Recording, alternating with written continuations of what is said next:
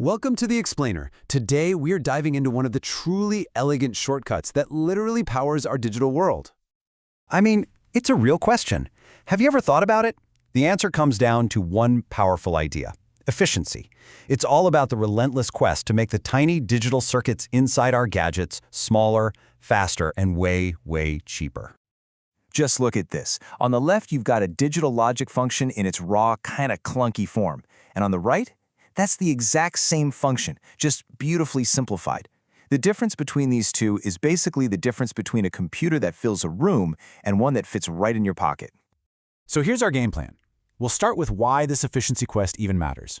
Then, we'll learn the basic language of logic, check out the old school way of simplifying things, and then we'll meet the K-map, a brilliant visual tool that makes everything so much easier. Okay, first things first. Why is simpler actually better? Our entire journey really kicks off with this core concept of minimization. Why do engineers obsess over making these expressions smaller? Well, as our sources point out, the stakes are incredibly high.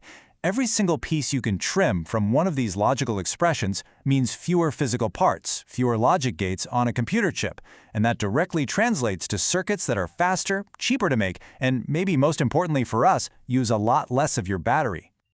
All right, to get a handle on this complexity problem, we've got to learn to speak the language of digital logic, and that starts with something called a Boolean function. The best way to think of a Boolean function is like a very, very precise recipe. It's a set of instructions that tells the circuit exactly what its output should be for every single possible combination of inputs it could ever get. And if the function is the recipe, this here is its cookbook, the truth table. It's just a complete list of all the instructions. It shows the output, either a 1 for on or a 0 for off, for every single one of the 8 possible ways you can combine our 3 inputs. Now, to build our function, we really only care about the rows where the output is a 1, the on states. Each one of these on rows gets its own unique name, and we call that a min term. Just think of it like the specific address for an input combination that turns the light on. So, what do? We just list out and add up all of those on addresses, all the min terms, and that gives us a complete, totally accurate description of our function. This is what's called the canonical sum of products form. And while it's 100% correct, it is, as we've seen, often incredibly long and super inefficient. Okay, so we've got this long, clunky, but technically correct expression. How do we shrink it down? Well, before this elegant shortcut we're talking about existed, engineers had to do it the hard way, using the dense, difficult rules of Boolean algebra. You could use laws like these to manually, step by painful step, crunch a long expression down. It absolutely works, but man, it is tedious. It requires you to spot all these complex patterns, and it is just frustratingly easy to make one little mistake. There just had to be a better way. And thankfully, there is. Back in the 1950s, a physicist named Maurice Carnot came up with a much more intuitive method, a visual tool that pretty much acts like a secret weapon for simplification.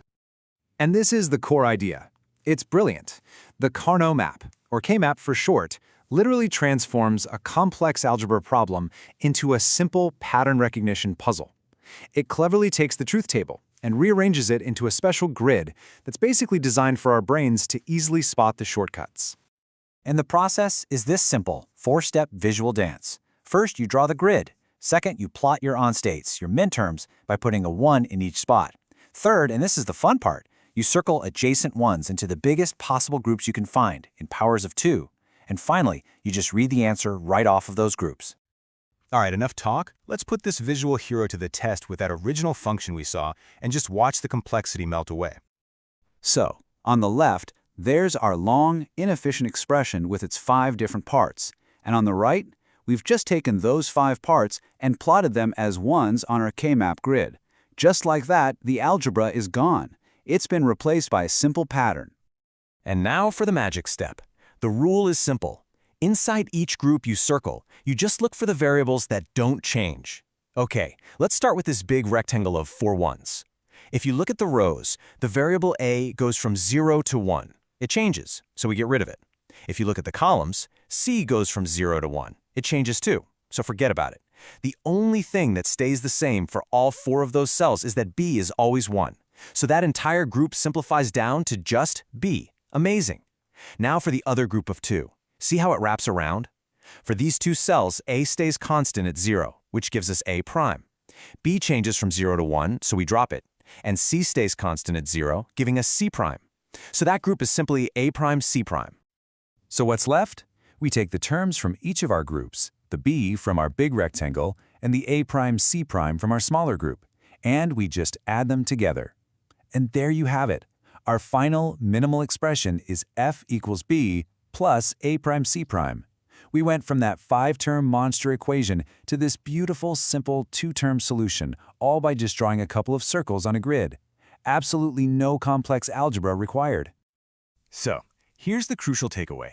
This elegant simplification, it isn't just some neat academic trick. It has a massive real-world impact on how we build, well, everything digital. This power to simplify things unlocks this profound idea called functional completeness. You can almost think of it like finding the primary colors for digital logic. It means that with just a small, highly optimized set of building blocks, you can construct any other logic function you can possibly imagine. And this is the ultimate payoff. Because of functional completeness, we can take one simple, efficient, and minimized component, just a single universal gate like a NAND gate, and use it as a Lego block to build the entire digital world, from a simple calculator all the way to a supercomputer. You know, the K-map is this beautiful reminder that so often the most powerful way to solve a complex problem isn't just brute force. It's about finding a whole new perspective. It really makes you wonder, what other elegant shortcuts are hidden in plain sight, powering the technology we use every single day?